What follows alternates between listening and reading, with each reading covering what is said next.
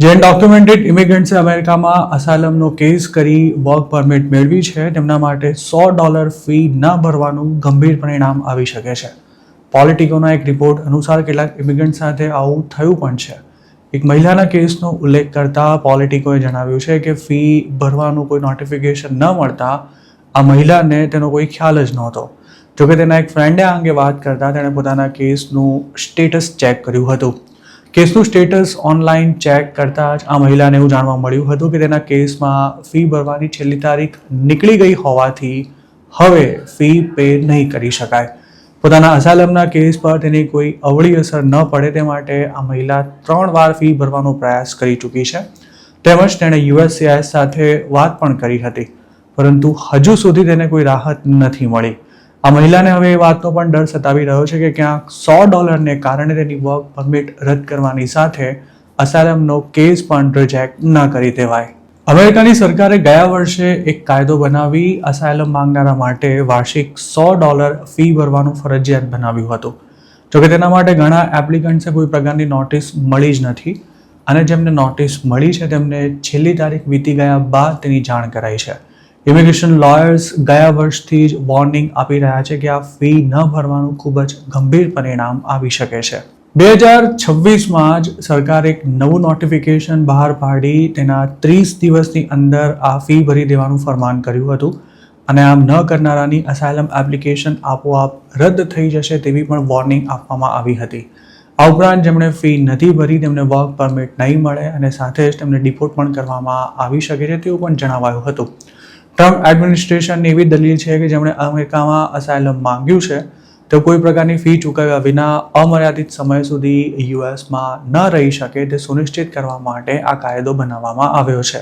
એક્સપર્ટ્સનું માનીએ તો અસાયલમ માંગનારા લોકોને ગમે તેમ કરીને ફોલ્ટમાં લેવા ટ્રમ્પ સરકાર એક પછી એક નિયમો બનાવી રહી છે, જેના ભાગરૂપે જ $100 ફી પણ લાગુ કરવામાં આવી છે.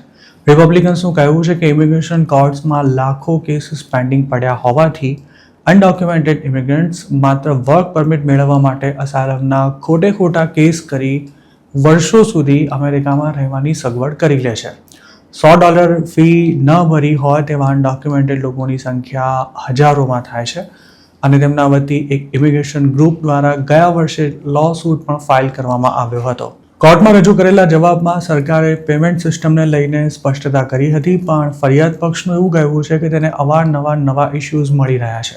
એટલું જ નહીં, સરકારનો એવો પણ દાવો છે કે તેણે 1.2 મિલિયનથી પણ વધુ અસાયલમ સીકર્સને ફી ભરી દેવાની નોટિસ મોકલી હતી. USCISના ડેટા પ્રમાણે જુલાઈ 15ની સ્થિતિએ 9.87 લાખ લોકોએ આ ફી ભરી દીધી હતી, જેમાંથી માત્ર 816 કેસમાં જ પેમેન્ટ ફેલ્યુરની એરર આવી હતી. જુલાઈ 21 સુધીમાં USCISએ 2,27,186 લોકોએ ફી ન ભરી હોવાનું જણાવ્યું હતું. હવે ઇમિગ્રેશન એટર્નીઝને એ વાતનો ડર છે કે જેમણે ફી નથી ભરી તેમને કદાચ આ અંગે કોઈ જાણ જ નથી અને હવે આ તમામ લોકો મોટી મુશ્કેલીમાં આવી શકે છે. આ કેસમાં જો ગયા અઠવાડિયે જ કોર્ટે ટેમ્પરરી સ્ટે આપ્યો છે, જેથી હાલ પૂરતું ફી ન ભરનારાની અસાયલમ એપ્લિકેશન રિજેક્ટ નહીં થાય કે ન તો તેમની વર્ક પરમિટ ટર્મિનેટ થશે. જોકે USCIS હજુ પણ ફીની ઉઘરાણી કરી રહ્યું છે અને જે લોકો ફી ભરવાનું ચૂકી ગયા છે તેમના માટે ઓનલાઈન પેમેન્ટના ઓપ્શનને અનલોક નથી કરાયું. જુલાઈ 30ના રોજ આ કેસની વધુ સુનાવણી થવાની છે અને આવતા મહિને કોર્ટ પોતાનું જજમેન્ટ આપી દે તેવી શક્યતા છે. $100 ફીની માફક ટ્રમ્પ સરકારે હવે અસાયલમનો કેસ કરનારા લોકોની મેગા માસ્ટર હિયરિંગ્સ પણ શરૂ કરી છે, જેમાં એક સાથે 100થી પણ વધુ એપ્લિકન્ટ્સને બોલાવવામાં આવી રહ્યા છે. મહત્વની વાત એ છે કે જેમના કેસની ડેટ એડવાન્સ કરાઈ છે તેવા ઘણા લોકોને તેના માટે નોટિસ નથી મળી અને જેમને નોટિસ મળી છે તેમને હિયરિંગના 1-2 દિવસ પહેલાં જ તેની જાણ કરાઈ છે. મેગા માસ્ટર હિયરિંગમાં હાજર ન રહેનારા સેંકડો ઇમિગ્રન્ટ્સના પણ તાબડતોબ ડિપોર્ટેશન ઓર્ડર ઇસ્યુ કરવામાં આવી રહ્યા છે. મતલબ કે ઇમિગ્રેશન કોર્ટ્સમાં જે લાખો કેસોનો ભરાવો થયેલો છે તેનો ઝડપથી નિકાલ લાવવા માટે હવે ટ્રમ્પ સરકાર અવનવા દાવ અજમાવી રહી છે.